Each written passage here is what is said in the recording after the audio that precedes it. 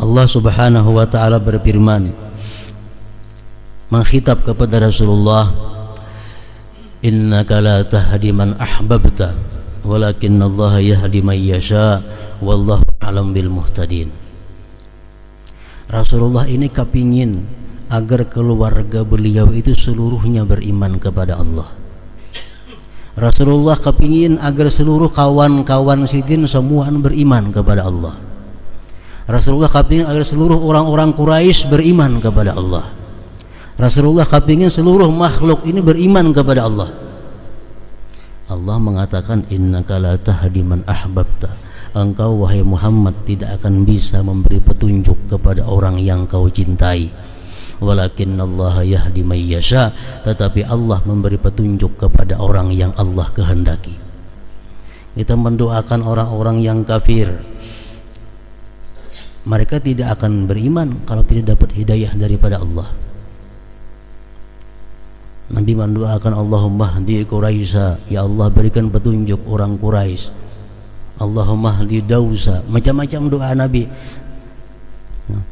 Bagaimanapun Rasulullah berdoa kepada Allah, kalau belum sampai hidayah dari Allah, maka orang tersebut tidak akan bisa masuk ke dalam agama Islam. Bagaimanapun kita mengajak manusia untuk kembali ke jalan Allah, kalau orang itu belum ada hidayah dari Allah, tidak akan berhasil.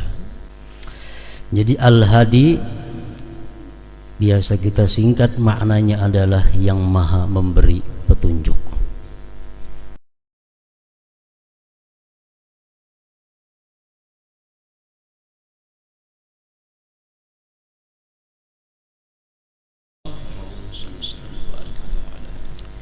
Bismillahirrahmanirrahim. Alhamdulillahil hadi alladhi hada khawas ibadihi li ma'rifati dzatihil baqi. Ashhadu an la ilaha illallah wahdahu la syarika lahul muta'ali, wa ashhadu anna sayyidana Muhammadan abduhu wa rasuluhul mahi, syahadatan abuzu bihal makarima wal ma'ali. Allahumma salli wa sallim wa barik ala nabiy syafi sayyidina wa maulana Muhammadin manba'il ma'ani wa ala alihi wa jami'is sahabi, amma ba'd. Yang ke-94 daripada nama Allah Al-Husna, yaitu Al-Hadi. Walladhi hada ibadahu limasalihihim ad-dunyawiyyati wal ukhrawiyyah. Al-Hadi itu artinya adalah dialah Tuhan yang memberikan petunjuk kepada hamba-hambanya untuk kemaslahatan mereka, kepatutan, kebagusan mereka, baik masalah kebagusan, kepatutan dunia dan maslahat ukhrawi atau akhirat. Jadi Al-Hadi biasa kita singkat, maknanya adalah yang maha memberi petunjuk. Karena Al-Hadi diambil dari asal kata huda. Huda artinya adalah ibaratun anid dalalah, satu ibarat daripada menunjukkan. Al-Hadi orang yang memberikan petunjuk. Ada sedikit perbedaan antara ilmu dengan huda. Orang yang punya huda disebut hadi, orang yang punya ilm disebut alim. Setiap ilmu belum tentu menjadi petunjuk, namun setiap petunjuk itu pasti mempunyai ilmu. Orang yang alim belum tentu dia memberi petunjuk, sedangkan orang yang memberi petunjuk itu pasti adalah orangnya alim. Para muhibbin rahimakumullah,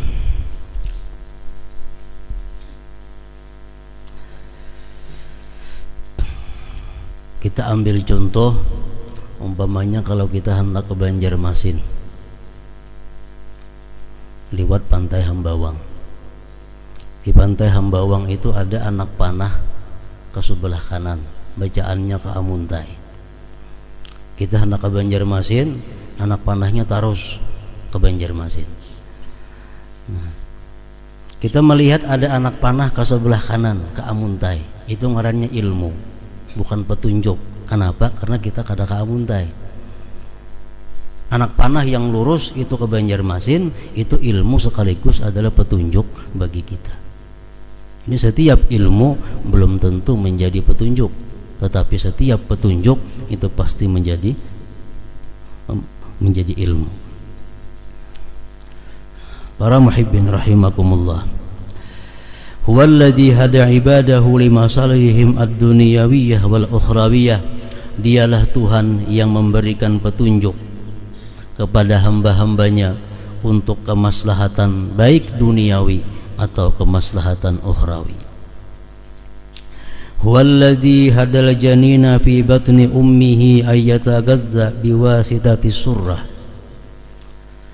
Dialah Allah Al-Hadi yang memberi petunjuk kepada janin di dalam perut ibu untuk memakan makanan dengan melalui perantara pusat. Jadi bayi dalam perut ibu itu dia makan makanan dengan pusatnya, bukan dengan mulutnya. Allah memberikan petunjuk kepada bayi itu agar makan jangan menggunakan mulut waktu berada di dalam perut ibu. Oleh para ulama disebutkan kenapa demikian, karena makanan bayi yang di dalam perut ibu itu adalah berupa darah dan seumpamanya, dan itu tidak patut lewat mulut yang nantinya digunakan untuk menyebut nama Allah, berselawat kepada Rasulullah dan sebagainya. Jadi Allah memberi petunjuk agar bayi itu mengambil makanan lewat surah, lewat pusatnya. Huwallazi hadahu 'inda infisalihi iltiqama thadiya ummih. Dan Allah pula yang memberi petunjuk kepada seorang kanak-kanak yang baru lahir itu untuk menghisap susu ibunya dengan mulutnya. Kada dilajari, kada dididik, itu si anak nang lahir bisa menghisap susu ibunya. Itu petunjuk langsung daripada Allah Subhanahu wa ta'ala.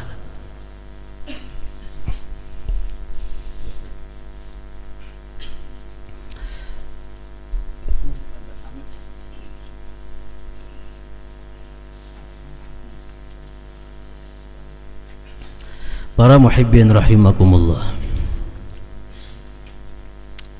itu masalah kemaslahatan duniawiyah. Wa huwa alladhi hada awama ibadihi 'alal asya hatta istadallu biha 'ala mujidiha Allah Subhanahu wa ta'ala. Dialah Allah Al-Hadi yang memberikan petunjuk kepada hamba-hambanya yang awam. Kepada orang-orang awam Allah beri petunjuk atas segala sesuatu daripada alam ini, sehingga mereka bisa berdalil dengan itu sesuatu atas adanya Allah Subhanahu wa ta'ala. Orang-orang awam kalau ditanya apa dalilnya Allah ada, pasti menjawab adanya alam semesta ini. Jadi alam semesta ini dijadikan dalil adanya Allah oleh orang-orang awam, itu adalah petunjuk dari Allah Subhanahu wa ta'ala. Wa huwa alladhi hada khawasa ibadihi 'ala Allah ta'ala hatta istadallu bihi 'alal asya. Dan Allah pula yang memberi petunjuk kepada hamba-hambanya yang khusus. Allah beri petunjuk mereka itu atas Allah, sehingga mereka berdalil dengan Allah atas adanya sesuatu. Kalau orang-orang khawas itu, Allah itu menjadi dalil atas adanya alam semesta ini. Kalau orang-orang awam, alam semesta menjadi dalil bagi adanya Allah Subhanahu wa ta'ala. Kedua-duanya itu adalah merupakan huda, petunjuk daripada Allah Subhanahu wa ta'ala. Qala Allah Ta'ala fi kitabihil karim A'udzu billahi minasyaitonir rajim. Alladzi a'ta kulla syai'in khalqahu tsumma hada. Surat Taha 50. Artinya dialah Allah yang memberikan tiap-tiap sesuatu itu kejadiannya, kekhususannya. Kemudian dia pula yang memberikan petunjuk. Allah yang menciptakan binatang, hewan contohnya. Kemudian hewan-hewan itu Allah berikan kekhususannya. Ada yang makannya hanya bisa makan daging, ada yang bisa makannya makan rumput. Summa hada, kemudian Allah memberikan petunjuk kepada mereka itu, kepada manusia, kepada hewan-hewan tersebut. Yang mana makan daging, Allah beri petunjuk untuk mencari daging. Yang mana makan rumput, Allah beri petunjuk untuk makan rumput. Yang mana makan biji-bijian, Allah beri petunjuk untuk mencari biji-bijian. Semuaan itu adalah hidayah daripada Allah Subhanahu wa ta'ala, petunjuk dari Allah. Para muhibbin rahimakumullah, nama Allah yang ke-94 ini adalah Al-Hadi. Maksudnya yang memberikan petunjuk itu hanya mutlak Allah Subhanahu wa ta'ala. Tidak ada satupun makhluk Allah yang bisa memberikan petunjuk kepada selainnya, karena hanya Allah yang punya nama Al-Hadi. Kalaupun ada selain daripada Allah yang bisa memberi petunjuk, itu disebut dalam istilah majaz ngarannya. Pada hakikatnya adalah Allah Subhanahu wa ta'ala yang menyalurkan petunjuk lewat orang tersebut. Rasulullah bisa disebut Al-Hadi, orang yang memberi petunjuk. Bukan Rasulullah yang memberi petunjuk, tapi Allah memberikan petunjuk lewat Rasulullah sallallahu alaihi wasallam. Rasulullah mengatakan, ana muballighun wallahu yahdi. Ujar Nabi kita, aku ini adalah muballigh, Allah yang memberikan petunjuk. Al-Quran itu bisa disebut sebagai hadi, yang memberi petunjuk. Zalikal kitabu la raiba fihi hudan lil muttaqin. Itu Al-Quran adalah petunjuk bagi orang-orang yang takwa. Artinya apa? Al-Quran itu adalah saluran daripada Allah menyampaikan petunjuk kepada kita manusia. Sedangkan yang memberi petunjuk mutlak semata-mata adalah hak Allah Subhanahu wa ta'ala. Allah Subhanahu wa ta'ala berfirman, mengkhitab kepada Rasulullah, innaka la tahdi man ahbabta walakinnallaha yahdi man yasha wallahu a'lam bil muhtadin. Rasulullah ini kepingin agar keluarga beliau itu seluruhnya beriman kepada Allah. Rasulullah kepingin agar seluruh kawan-kawan Sidin semuaan beriman kepada Allah. Rasulullah kepingin agar seluruh orang-orang Quraisy beriman kepada Allah. Rasulullah kepingin seluruh makhluk ini beriman kepada Allah. Allah mengatakan, innaka la tahdi man ahbabta. Engkau wahai Muhammad tidak akan bisa memberi petunjuk kepada orang yang kau cintai. Walakinnallaha yahdi may yasha, tetapi Allah memberi petunjuk kepada orang yang Allah kehendaki. Wallahu a'lam bil muhtadin. Allah Maha tahu siapa-siapa orang yang diberi petunjuk olehnya itu. Jadi hak mutlak memberi petunjuk adalah Allah Subhanahu wa ta'ala. Firman Allah dalam Al-Quran lagi, in tahris ala hudahum fa innallaha la yahdi may yudil. Jikalau kau ingin hai Muhammad memberi petunjuk kepada mereka itu, maka Allah tidak menunjuki orang-orang yang Allah sesatkan mereka itu. Wa may yudlil fala hadiyalah. Orang-orang yang tersesat itu fala hadiyalah, tidak ada yang bisa memberi petunjuk kepadanya. Artinya orang-orang yang sudah disesatkan oleh Allah, siapapun tidak akan bisa memberi petunjuk kepadanya. Para muhibbin rahimakumullah, dengan ini kita mengetahui bagaimanapun kita berusaha, kita mendoakan, kita minta akan banyu, kita sembahyang hajat agar umpamanya anak kita menjadi orang yang saleh, agar kawan kita yang selama ini maksiat menjadi orang yang takwa.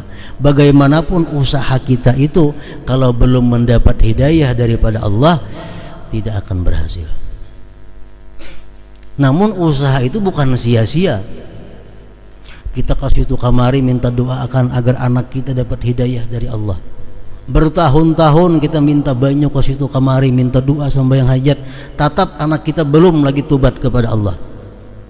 Itu karena belum lagi sampai hidayah Allah kepadanya. Namun doa usaha kita itu bukan sia-sia, tetap mendapat nilai di sisi Allah Subhanahu wa taala. Kita mendoakan orang-orang yang kafir, mereka tidak akan beriman kalau tidak dapat hidayah daripada Allah. Nabi mendoakan Allahumma hdi Quraisy, ya Allah berikan petunjuk orang Quraisy. Allahumma hdi Dausa, macam-macam doa Nabi. Bagaimanapun Rasulullah berdoa kepada Allah, kalau belum sampai hidayah dari Allah, maka orang tersebut tidak akan bisa masuk ke dalam agama Islam.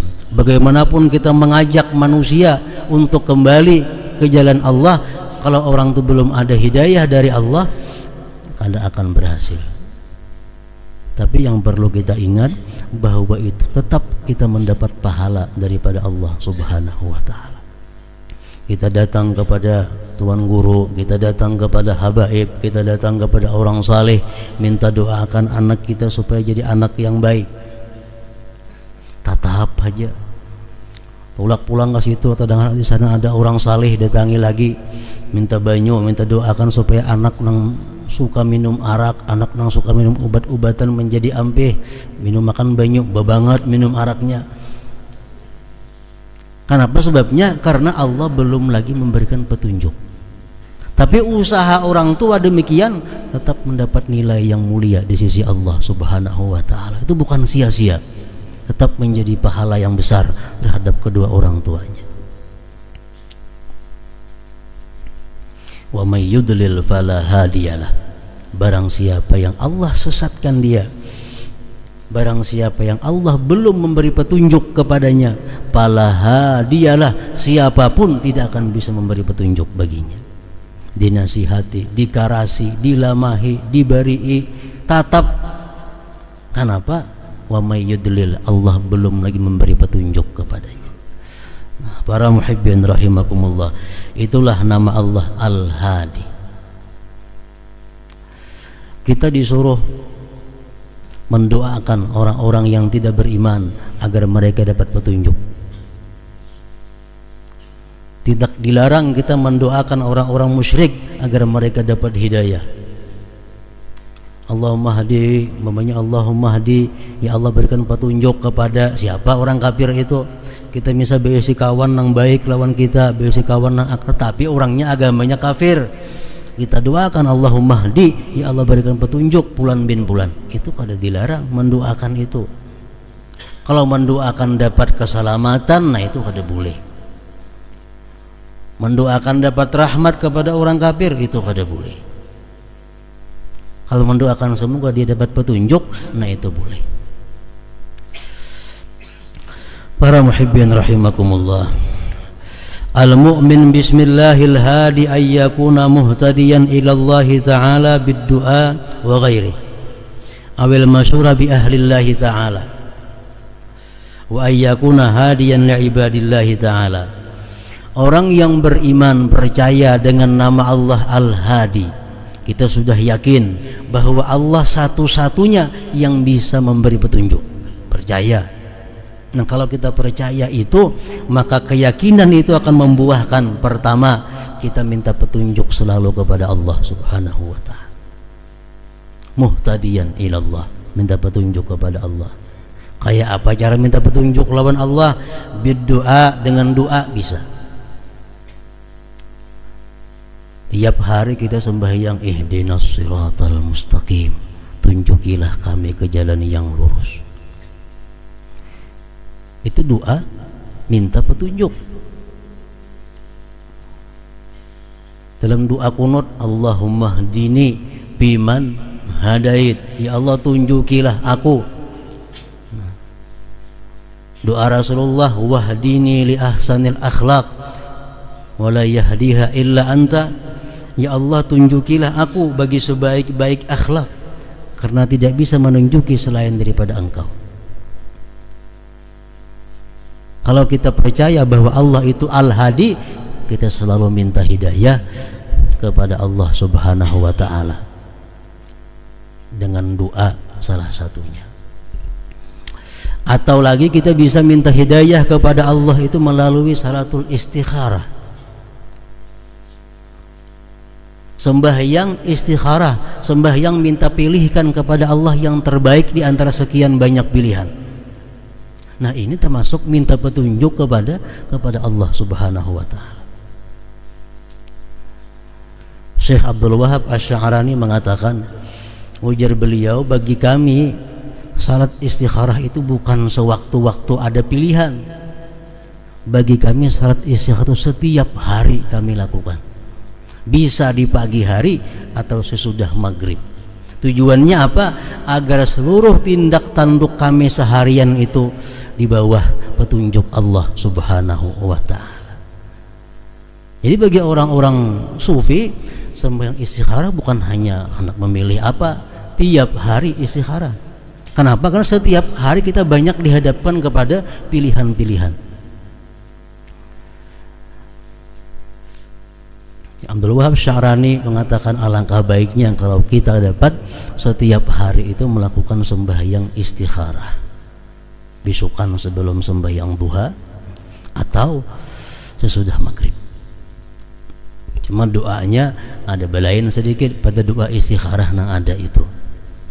Allahumma in kunta ta'alamu anna jami'a ma ataharraku fihi aw askunu fihi bi haqqi wa bi haqqi ahli wa waladi wa ikhwani wa jami'i man syaa Allah bi sa'ati hadhihi ila misliha min al-yawmil akhir aw lailatil ukhra khairun li fi dini wa ma'ashi wa akibati amri faqdurhu li wa yassirhu li. Nah, itu doanya setiap hari digawe, sehingga apapun yang kita putuskan dalam hari itu, apapun yang kita pilih dalam hari itu, semoga dibawa petunjuk oleh Allah Subhanahu wa ta'ala. Orang yang salat istikharah berarti orang yang minta petunjuk kepada Allah Subhanahu wa ta'ala.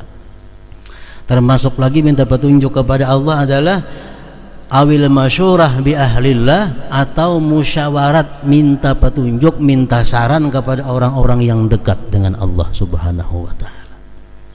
Minta pikiran, minta pendapat, minta petunjuk, minta saran kepada para salihin, orang-orang yang salih. Itu termasuk juga minta hidayah kepada Allah Subhanahu wa ta'ala. Allah Subhanahu wa ta'ala memerintahkan kepada Nabi kita dalam Al-Quran, wasyawirhum bil amr, ajaklah mereka itu musyawarah, karena suara yang terbanyak daripada orang-orang yang salih itu merupakan suara Allah Subhanahu wa ta'ala, artinya petunjuk dari Allah Subhanahu wa ta'ala. Hendak berdagang, baikkah berdagang ini atau kada, minta petunjuk kepada Allah dengan menggunakan pendapat orang-orang yang salih.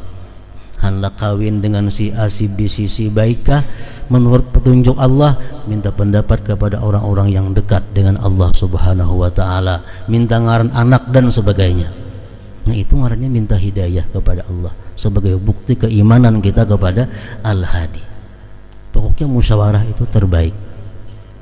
Imam Ghazali mengatakan manusia itu ada 4 perkara, ada 4 golongan. Manusia yang paling baik itu adalah orang yang pintar, suka musyawarah. Itu paling baik. Orangnya pintar, ketujuh minta pendapat. Nang nomor 2, orangnya bodoh tapi suka musyawarah. Orangnya kada pintar, cuma betakon, ketujuh minta pendapat, ketujuh. Ini nomor 2. Nang nomor 3, orangnya pintar kada suka musyawarah. Yang merasa pintar, ada perlu berunding lagi sudah. Itu nomor 3. Nomor 4 ini yang paling hebat.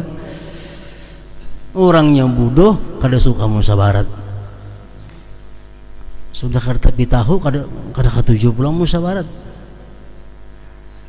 Nah, walhasil kalau kita musyawarah itu kepada orang-orang yang dekat dengan Allah Subhanahu wa taala, berarti kita hanya minta petunjuk kepada Allah Subhanahu wa taala.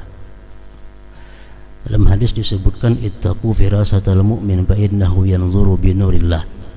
Waspadailah firasatnya orang yang beriman, karena dia itu memandang dengan cahaya Allah Subhanahu wa taala. Artinya apa? Saran pendapat yang dilontarkan oleh orang-orang saleh kepada kita itu merupakan cahaya daripada Allah Subhanahu wa taala.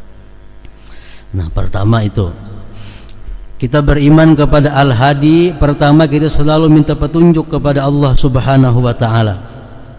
Kemudian yang kedua, wa ayyakuna hadiyan li'ibadillahi ta'ala, bahwa dia memberi petunjuk kepada sesama hamba Allah.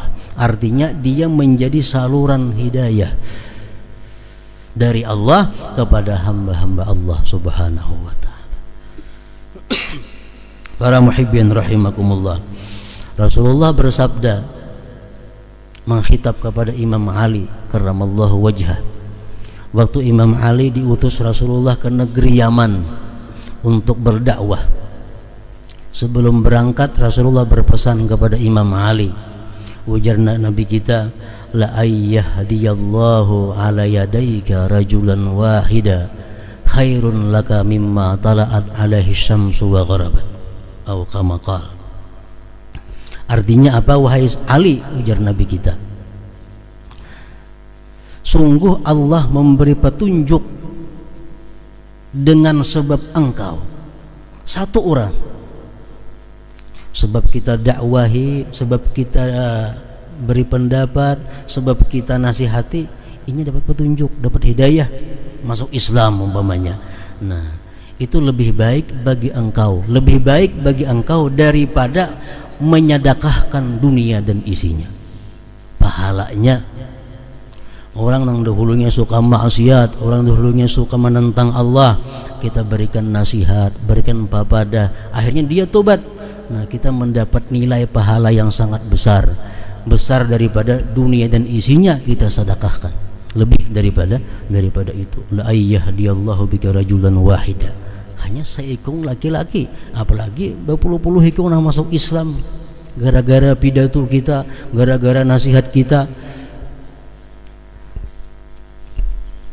Orang-orang yang melaksanakan amar ma'ruf nahi munkar ini termasuk orang yang beriman kepada Al-Hadi. Orang yang menyuruh berbuat baik, melarang berbuat jahat, melarang berbuat munkar, ini termasuk hamba Allah yang mendapat buah keimanan Al-Hadi. Menyuruh orang berbuat baik, melarang munkar, ini termasuk Al-Hadi, orang yang memberi petunjuk. Nah, para muhibbin rahimakumullah, amar ma'ruf nahi munkar merupakan wujud daripada keimanan kita kepada Al-Hadi. Yang pertama yang perlu kita amar ma'ruf nahi munkar adalah siapa? Orang yang berada di rumah kita. Ini yang utama, yang perlu diamar ma'ruf nahi munkar. Al-Quran mengatakan ku ampusakum wa ahlikum, kita jaga diri dan keluarga terhadap api neraka. Ahlikum siapa? Bini, anak, dan orang-orang yang di bawah kekuasaan kita. Nah, itu yang perlu dulu diamar ma'ruf.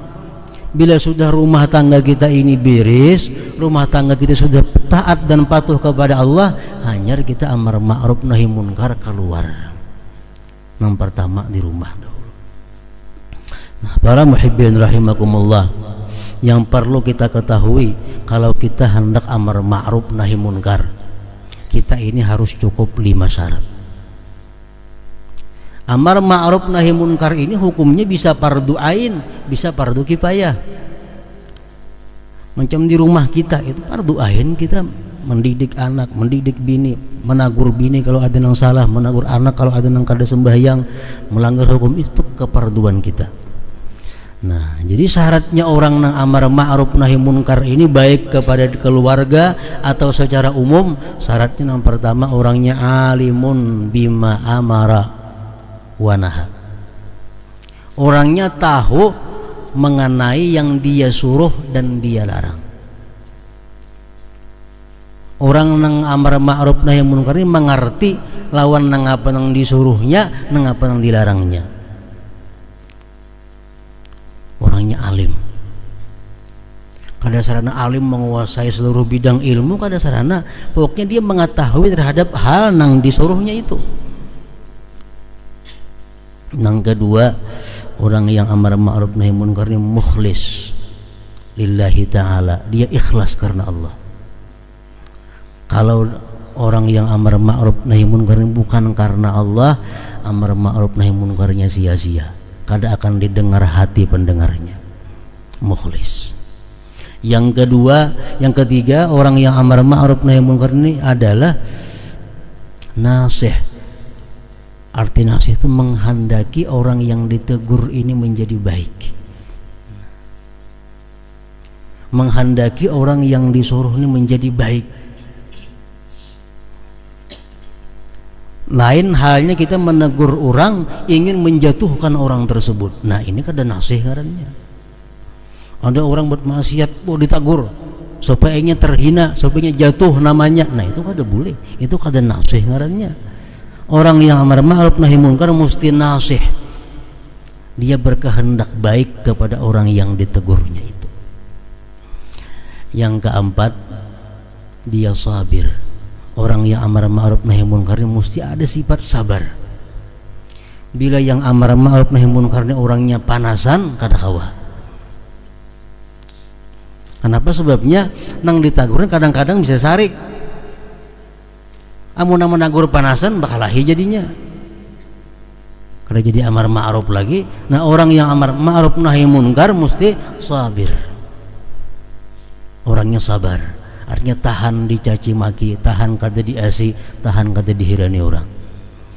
Nah, nang kelima, orang yang amar ma'ruf nahi munkar ini adalah amilun bima ya'muru ghairu mutalattikhin bima naha. Orangnya mengamalkan dengan yang ia suruh dan kada bercelumur dengan yang ia larang. Maunya di tangan botol arak, melarang orang minum bir lah. Nah, itu ngarannya tangan seorang bercelumur dengan apa yang dilarang. Nah jadi orang nang amar ma'ruf ini adalah dia mengamalkan dengan yang ia perintahkan itu dan kada bercelumur dengan apa yang ia larang itu. Nah bila lima ini ada pada diri orang yang amar ma'ruf nahi munkar, insyaallah orang akan patuh dan tunduk kepada amar ma'ruf nahi munkarnya itu. Para muhibbin rahimakumullah. Kemudian yang ke-95 di antara asma'illah al-husna adalah nama Allah al-badi'.